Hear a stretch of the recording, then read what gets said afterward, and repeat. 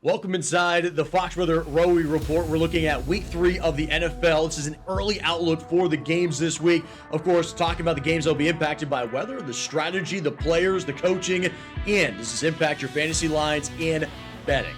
You know I'm not doing this alone. We got Easy E in the booth with me today, and he's a little more chipper. Big smiles on your face this week there, Ian. Yep. Let's go. 1-1, baby. The Patriots, 2-0 in fantasy. Woo! We're rolling. Yeah. All right. So let's get into, Ian, what we are seeing for this week. We're going to start off with the Great Lakes and those matchups up in Soldier Field and Huntington Bay Field. First off, painting with a broad brush. Ian, we know this early when we're doing the early outlooks, it's all about, of course, just pattern recognition. Right. Kind of looking at what is happening in these areas, and then as we fine-tune the timing intensity, that will happen later in the week. Right. So we get this little disturbance. We're thinking sometime around the second half of the weekend could be impacting both of these Great Lakes games. You get the game going on, as you said, in Chicago, but also over in Cleveland. Not some huge signal, Steve, but enough that we could see maybe some showers around, some gusty winds to go along with it. Yeah, and so for this, we're looking at that rain. I think this is going to stay subsevere. Ian, you and I have talked for the last 2 weeks about Florida a lot. And guess what? That's the other spot. A different type of dynamic than what we experienced down there, where you get this deluge of rain. This is more of that soggy rain, but still can play an impact. Let's dive into one of those games. Of course, Huntington Bay Field, that's going to be on the southern shores of Lake Erie in Cleveland, Ohio, where the Green Bay Packers go to the Browns. And Packers are rolling. Bro, they look good. Dominant. Yeah. Right? Yeah. There was a lot of preseason hype, like, oh, the Packers are a Super Bowl team. And it was like, really? Yeah.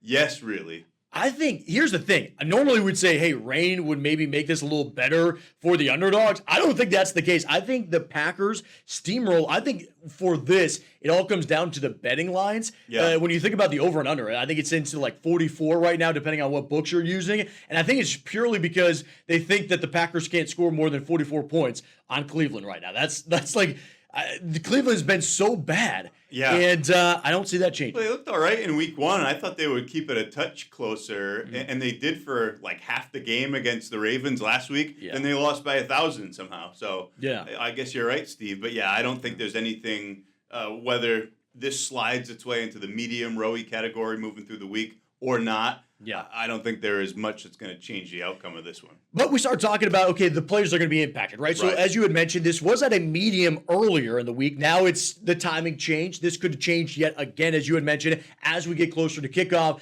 Who are the people that are going to be most impacted? Quarterbacks, right? We're talking about a rain game. That's the one where they start looking at the, adjustments, throwing downfield. And look at Jordan Love. We were joking about this beforehand. I was saying, I think dude loves the rain. I think he wants it. It's as if they just start slinging it, though. Everything goes up. Interceptions go up. True. But so does passing touchdowns and yardage. So it's interesting. We also have to point out, we pull these graphics. Yeah.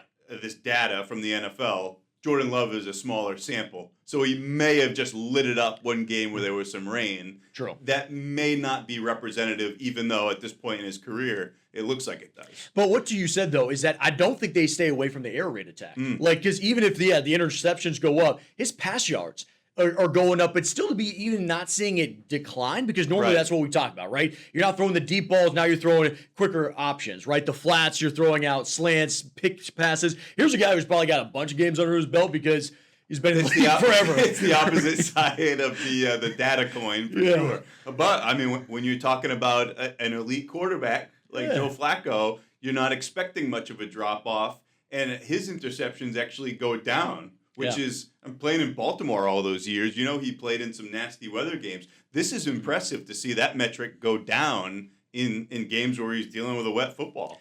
It's a good point you bring up with Baltimore. Their weather is gnarly. It's a different dynamic, but here's the thing. I mean, we just got to address the age now. I think we're seeing that reflected now with Joe, and so with this, I think any element that's going to work against him, like rain, I think that's going to be compounded because of just the arm strength here, and why I think, regardless of what you had said off the top, I think this hammer home's the point. The Packers are going to steamroll in this game. I think even if it turns into just a grounded pound, they just have that dynamic in place. So let's talk about the other game that's going to be ongoing. Of course, in the Great Lakes over the weekend, Soldier Field. This is a 4:25 kickoff as the Cowboys rumble into town. The spread, by the way. This is an interesting game. Yeah. The Cowboys came back from the dead, and the Bears stayed dead.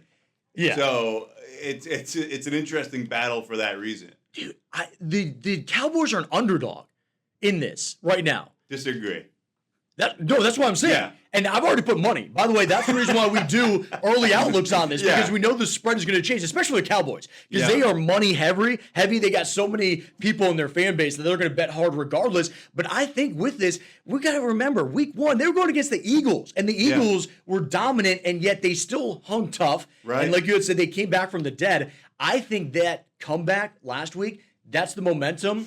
I think Cowboys are back. I think they messed up the Russell Wilson legacy game. Oh, dude, for real. And that was a classic, though. That was crazy. Yeah. Throwing it over the top. Celebration night, a little too early with that. But I think, okay, what's interesting, and I'll give the Bears a credit, is that if this does turn into a rain game, I know we are seeing some lightning with that. Of course, that leads to some delays. I think actually rain game goes towards the Bears' favor. I think once you get the ball in DeAndre Swift's hands and out of Caleb Williams' hands, I think you have more of a dynamic game with the Bears here, and I think it keeps them competitive. You know, he's ranked like 7th or 8th quarterback for fantasy football this week. No way. Maybe part of that is a sloppy game. They'll be throwing it around. Just hope, as you said, for fan safety, but also pace of play. Like we're talking golf, we don't get any of these thunderstorms around that shut this game down, because we've had some issues through the first couple weeks. Yeah, and to that point, I mean, I could see why he's maybe ranked so high, because Cowboys secondary has been rough. So looking at that, if He's this got stays that connection clear, with Rome too. Yeah, so that does look pretty good for that. I just feel like if this stays clear, though, then you're looking at CeeDee Lamb. You're watching what guy who got traded? Pickens, thank you.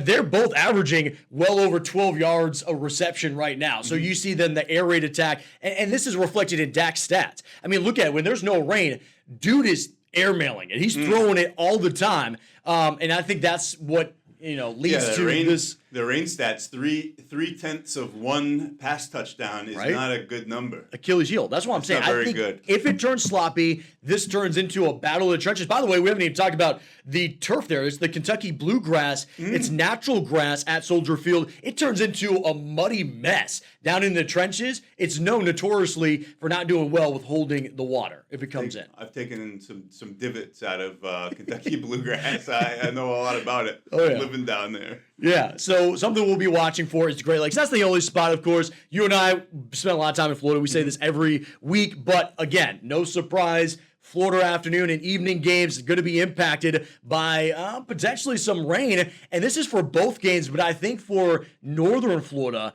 a better opportunity of seeing some of that rain set up. You see Baker, the playmaker? Dude, what a stud. Dude, I got out early on that game. I was on air and in the commercial breaks. I was watching the truth, man. I would have preferred if they would have just gave it to Bucky Irving to run it in the end zone, but that's neither here nor there. Yeah, true. Why? It was a great Fantasy? game. Yeah, you got Irving. various implications. He might get fed the rock here. Yeah, right. So we're gonna be looking at this game. We'll get into the Bears. Before we leave that, the Bears drafted a punter in the 4th round, 3 picks before Bucky Irving. Yeah, but did you see what Caleb Williams texted him? No. He texted him when he got drafted. He says, hey, you won't have to punt here. Yeah. Since then, he's punted over 90 times, the most in the NFL. Leading. Yeah. So, whatever. Block his number. That's what you should do if you're the punter. All right, let's get into the rain game. This is one that I think is interesting. I've hammered. Again, this is a toss-up. I think actually the Jags are favored in this game. I don't believe in that. I'm watching the Houston. They've gotten robbed both weeks, close games. Yep. I think the only thing that keeps the Jags competitive, if it does rain, because Etienne, he's showing signs of life again. He's back. Etienne's looking good. Yeah. Trevor Lawrence. The only one that we haven't seen much out of, weirdly, is Thomas. Yeah. So I mean, we'll see.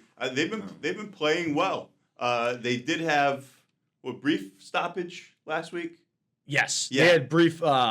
Yes, Jags. I'm trying to remember who they were playing. Yeah. They've had some problems. Well, that's because there's back in this Everbank Stadium in Jacksonville, similar type of setup. I think the concern with this one is showing you this is a broad pattern, right? We're going to have to time it out a little tighter as we get closer, but it's showing the window of time is open, and that's no surprise, Ian, when you're talking about the entire afternoon in Florida. Yeah, so the ROWI's in the medium category for that reason, primarily the precipitation impact. And Steve, this is a function of that same almost like semi-permanent weather pattern we've been in, a trough off in the eastern United States. That's an unsettled setup for Florida with a flow off of the Gulf. Of course, thunderstorms going to be possible. Those winds, too, could be a bit of an issue. Yeah, that's important to note. And something else, I was doing a little research. Bermuda grass on this one, and it's actually known to do very well with the rain. So we'll be watching for that. Let's take it out to Ray J now, out into Tampa. Yeah. This is a 1 p.m. kickoff, and what we know about this setup, the winds have been feeding off of the Gulf. You get that convective energy, and I won't be surprised by the second half of the game. We're talking about some rowdy thunderstorms over Ray J. Yeah.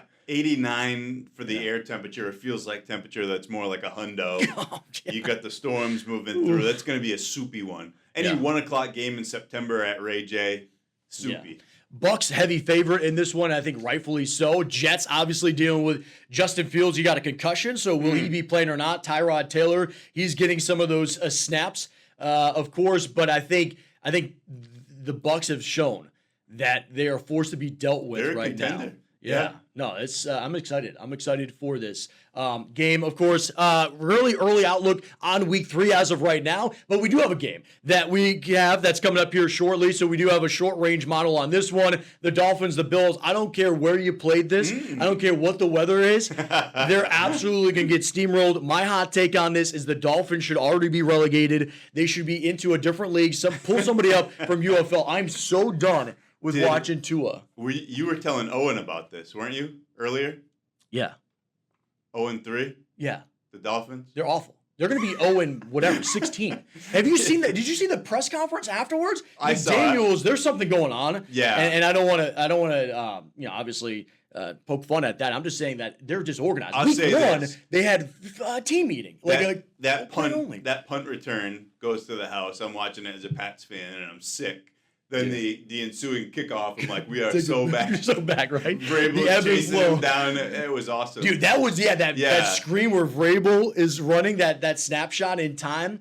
I just think, I don't see Tyreek staying with the Dolphins through the entire season. He's going to get out, and he's the only thing that's showing signs of life. So what we're showing you right now, by the way, Bills, ridiculously good right now on all fronts. They're a heavy favorite, I think, by over 2 touchdowns right now, and rightfully so. This is going to be a controlled demolition. Yeah, weather is not going to matter. You know what I'm saying, in this part. But it'll be interesting. Now, later in the season, Orchard Park has been notorious, so that'll be a fun stadium to watch. But, so this is an easy outlook. By the way, there's a lot of games. We got to the ones that are going to be impacted by the weather most likely, but we'll be watching those other games throughout the week ahead. I don't know if there's anything else, Ian, other games that you've been watching for. I know your Pats are going to be having a game against the Steelers. If there's anything to note with that or something we'll be watching for a bonus episode later in the week.